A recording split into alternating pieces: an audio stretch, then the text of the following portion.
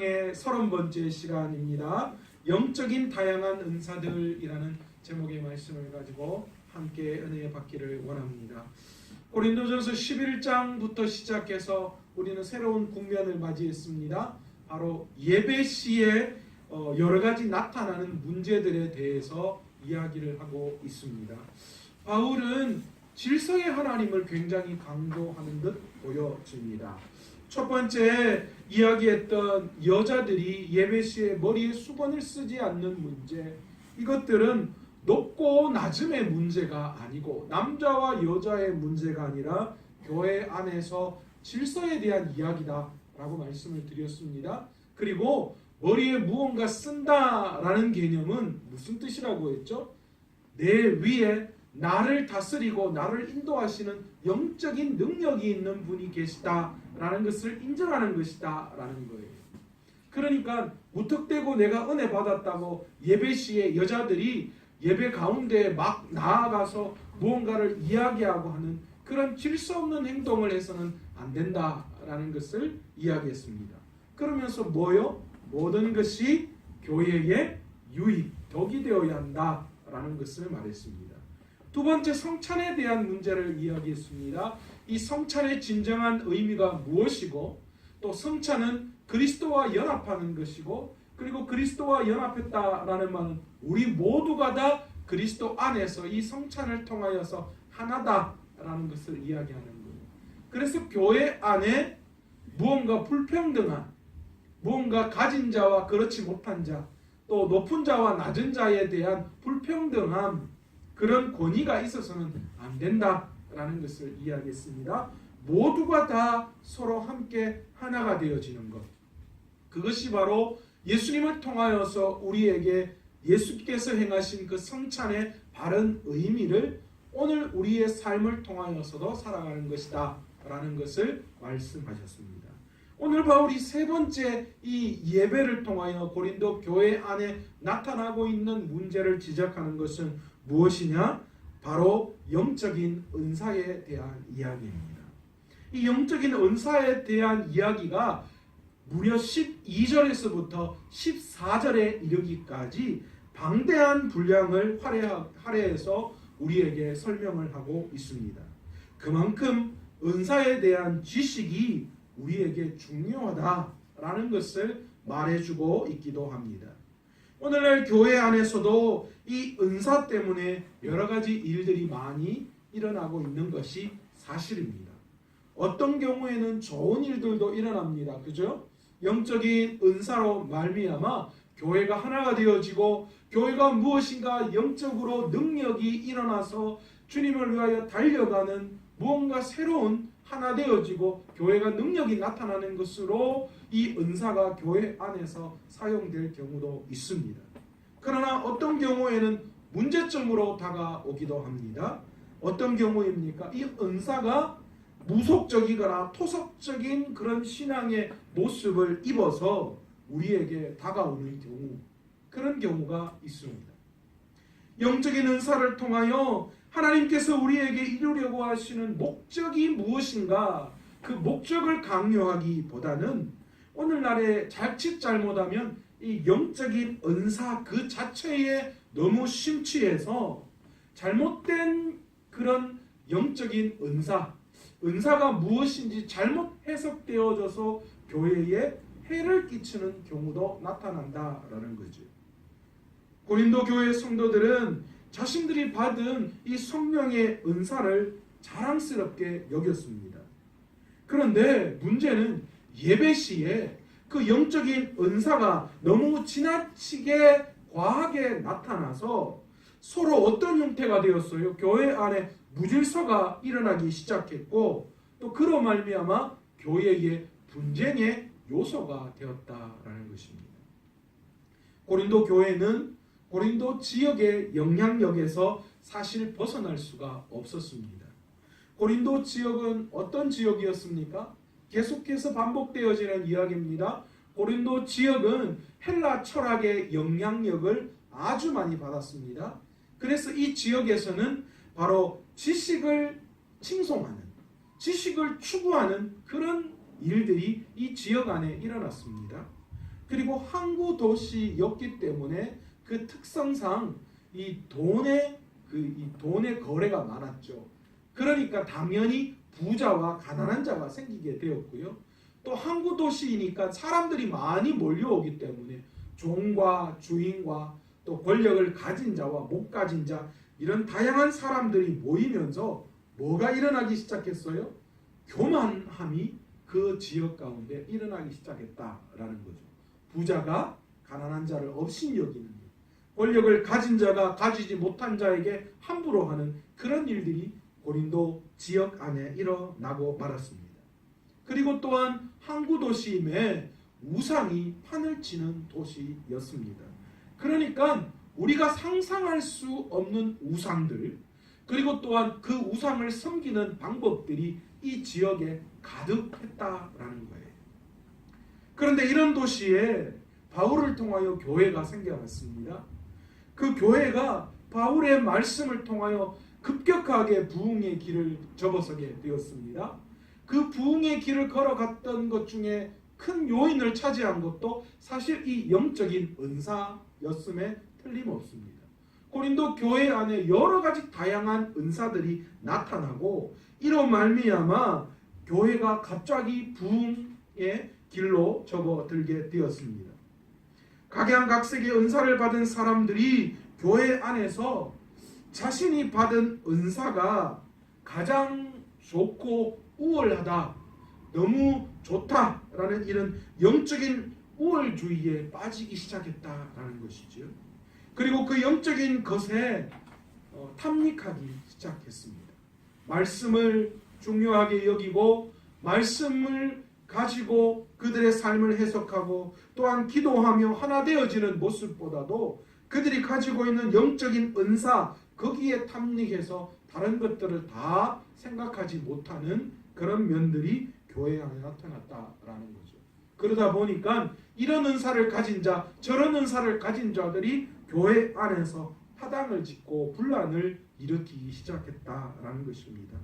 이 모습을 본 바울이 오늘 본문 1절에 뭐라고 이야기하고 있습니까? 형제들아, 신령한 것에 대하여 나는 너희가 알지 못하기를 원하지 아니하노니. 왜 이렇게 어렵게 이야기했대요? 신령한 것에 대하여 알지 못하기를 원하지 아니하노니. 한마디로 뭐 하는 거예요?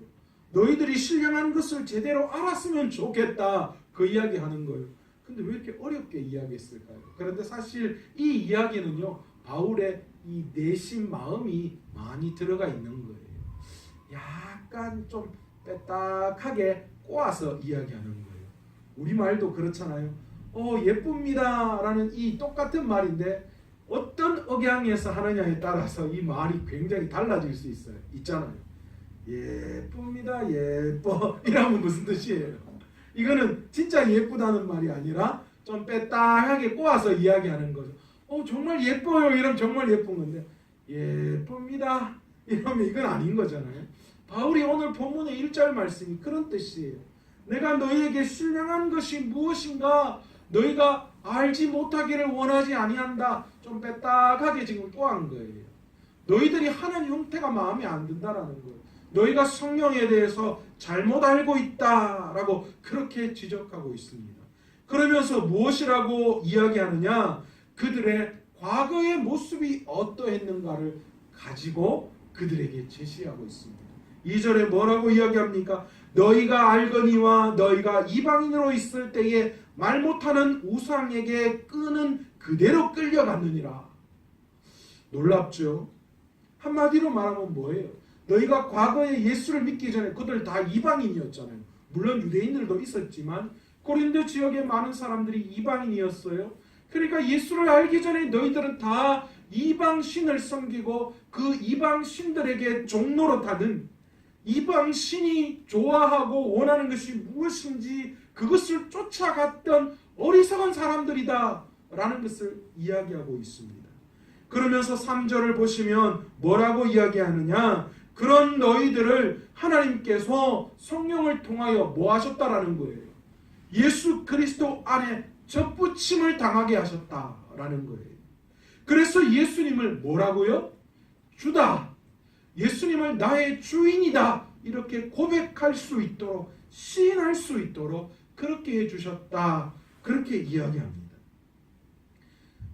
그들의 능력이 아니었어요. 성령을 통하여서 그렇게 신앙의 고백을 할 수 있도록 했다. 그렇게 이야기하고 있습니다. 그런데 여기에서 앞부분에 좀 이해되지 않는 대목이 나옵니다. 하나님의 영으로 말하는 자는 누구든지 예수를 저주할 자라 하지 아니하고 그렇게 이야기합니다. 아니 도대체 하나님의 영으로 말하는 자는 누구든지 예수를 저주한다. 과연 이 뜻이 무엇일까요? 이 뜻을 이해하기 위해서는 고린도 지역의 이 종교적인 습관을 우리가 좀 알아야 합니다. 이 당시 고린도 지역은 영적인 교만주의, 지식주의, 그리고 우상 숭배가 가득했다라고 말씀드렸습니다. 그렇다 보니까 각자가 자신이 섬기는 신에 대한 영적인 우월주의가 그들에게 있었어요. 그래서 그들은 뭘 했느냐? 자기가 섬기는 그 신의 이름으로 다른 신을 섬기는 사람들을 어떻게 했느냐? 저주했다는 거예요. 예를 들자면 이런 거예요. 내가 믿는 신의 이름으로 너를 저주할 건데 너는 네 신인 거짓이기 때문에 너는 망할 것이다. 뭐 이런 식으로 네 신은 아무것도 아니야. 내 신이 제일이야. 내 신의 이름으로 그렇게 말한다. 이런 식의 그런 저주 섞인 그런 것들을 이야기하는 것이 그 당시 고린도 지역의 유행이었다. 종교적인 하나의 습관이었다라고 합니다. 그러니까 그렇게 저주하고 난 다음에 그가 망하면 어떻게 되는 거예요? 아니면 그가 저주한 대로 되면 어떻게 되는 거예요? 자기가 이긴 거예요. 그러니까 내 신이 뭐하다는 거예요? 더 강하다. 그런 영적인 우월주의에 빠졌다는 거죠. 이런 일들이 바로 이 고린도 지역 안의 종교적인 이 습관 그것 중에 나타났다는 거예요. 그러니까 이것이 지금 고린도 교회에 뭐 했다는 거예요? 그대로 들어왔다는 거예요. 그래서 뭐 한 거예요? 고린도 교회 안에 여러 가지 각양의 은사를 받은 사람들이 내가 받은 은사가 뭐요? 제일이다 라고 생각하면서 내가 받은 은사를 가지고 다른 사람들, 다른 은사를 받은 사람들을 저주했다는 거예요. 너는 아무것도 아니야. 네 은사는 그건 은사도 아니지 뭐. 내 은사에 비하면 네 거는 뭐 아무것도 아니야. 이런 식으로 나왔다는 거죠. 그러니까 오늘 성경을 통하여 그것을 바울이 이야기하는 거예요. 성령은 하나고 너희가 예수를 주라고 고백할 수 있는 건 성령을 통하여 한 것이지 너희 능력이 아니다라는 거예요. 그러니까 그렇게 성령으로 받은 은사를 받은 자들은 결코 다른 은사를 받은 자들에게 저주할 수 있는 그런 것이 되어서는 안 된다.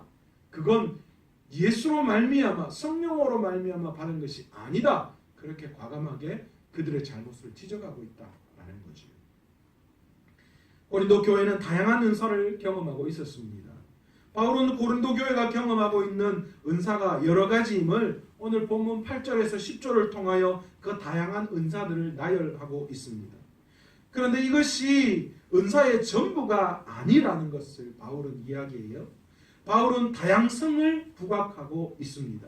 바울은 은사의 다양성을 부각하면서 은사뿐만이 아니라 직분 그리고 사역도 여러 가지다라는 것을 이야기합니다. 그러니까 교회는 하나로 구성되어 있는 것이 아니라 여러 가지 은사, 여러 가지 직분, 여러 가지 사역이 모두가 다 맞물려서 뭐가 되어진다고요? 하나의 교회가 이루어져 가고 있음을 분명하게 이야기하는 거예요. 그러면서 이 다양성에 대한 이야기를 하면서 바울이 또 그 성령에 대한 통일성을, 다양성과 통일성을 이야기하는데 그 통일성을 언급하면서 뭘 강조했습니까? 성령도 같고 주도 같고 하나님도 같다. 뭘 이야기하는 거예요? 삼위일체를 이야기하는 거죠. 그러니까 이 삼위일체 안에서 교회의 다양성이 통일성으로 묶여진다라는 것을 강조하고 있는 거예요. 고린도 교인들이 경험하는 은사의 다양성과 직분의 다양성, 사역의 다양성이 성도들을 분열시키거나 우월하게 만드는 것이 아니라 그것이 그렇게 작용해서는 안 됨을 이야기하는 겁니다. 실제로 교회 안에는 성도들을 통해서 다양한 은사가 나타납니다. 하나님께서는 우리 교회 안에 속해 있는 모든 사람들에게 각각 자신에게 맞도록 은사를 허락해 주셨습니다. 그런데 그렇다면 왜 똑같은 은사를 다 주시지 않으셨을까요? 주시려면 다 이것도 주고 저것도 주고 다 한꺼번에 다 똑같이 줘서 문제 안 되게 하시지, 왜 이 사람에게는 요거 저 사람에게는 저거 그렇게 나누어서 각자에게 주셨을까요? 여러분, 같은 은사를 똑같이 주셨을 때 교회가 행해야 할 여러 가지가 있는데 똑같은 걸로 가득 찼다면 어떤 일이 일어날까요? 필요의 과잉이 나타나지 않겠습니까? 또한 조화가 없어지지 않겠습니까? 오늘 교회 안에는 예언만 있고 방언만 있는 것 아니에요. 병 고치는 은사만 나타나야 하는 것이 아닙니다. 교회 안에는요, 행정도 필요하고 또 교회 장식도 필요하고 교회를 하나로 묶는 일을 하는 분도 있어야 하고 교회에 헌신하는 여러 가지 부분에 헌신하는 분들, 식사를 준비하고 새가족을 관리하고 청소를 담당하고 성도들을 위로하고 때로는 성도들을 즐겁게 하는 그런 일들이 교회 안에 다양하게 나타나야 한다는 거죠. 그런데 그 다양성이 존재하는 교회, 그래서 하나 되어지는 그 교회에 일괄적으로 똑같이 하나만 한다면 어떻게 될까요? 주방에서 봉사하는 분들 계십니다. 그분이 다 주방 기술이 없고 예를 들자면 다른 기도만 하는 사람들이다 그랬을 때, 예언만 하는 사람들이다 그랬을 때 주일날 밥은 누가 합니까? 점심시간에 즐거운 그것은 누가 해결하는 거예요? 안 그렇습니까? 그러니까 하나님은 모두에게 각자에게 맞는 대로 그 사람의 성향과 스타일대로 거기에 맞도록 각자에게 은사를 부어 주셨습니다. 하나님께서는 그 모든 것들을 가지고 교회의 다양성을 통하여 하나 되게끔 하셔서 하나님의 목적하심을 이루어가고 계신다라는 거죠. 여러분, 여기서 우리는 은사가 무엇인지를 한번 알아야 합니다. 은사란 무엇일까요? 카리스라고 이야기도 하는 바로 그 은사는 하나님에게 받은 선물이다 라는 뜻을 가지고 있습니다. 하나님에게 받은 선물이에요. 그런데 이 선물은 다른 우리가 생각하는 일반 선물하고 조금 다른 것이 있습니다. 그게 뭐냐 하면 하나님께 받은 이 선물은 우리가 그것을 가지고 무엇을 해야 합니까? 하나님의 목적에 따라서 잘 사용해야 하는 것이다 라는 것이죠. 그것이 일반적인 선물하고 다른 점이에요. 하나님에게 받은 선물인 은사는 하나님께서 하나님께 받은 대로 하나님이 목적하시는 그 일을, 그 선물을 통하여 이루어내어야 합니다. 만약 그렇게 되지 않으면 어떻게 될까요? 하나님께서 우리에게 주신 그 은사를 다시 취해가시는 분이십니다. 그래서 우리가 이런 것들 되게 많이 보잖아요. 처음에는 은혜 가운데 잘 하다가 그 은사를 가지고 잘 사용하다가 어느 날 갑자기 그 중심이 흐트러지는 그 순간 그에게 부어주신 은혜가 다 사라지는 그런 경우를 우리가 보는 경우가 되게 많잖아요. 또한 여러분, 저는 물질도 그런 의미로 봤을 때 은사라고 생각합니다.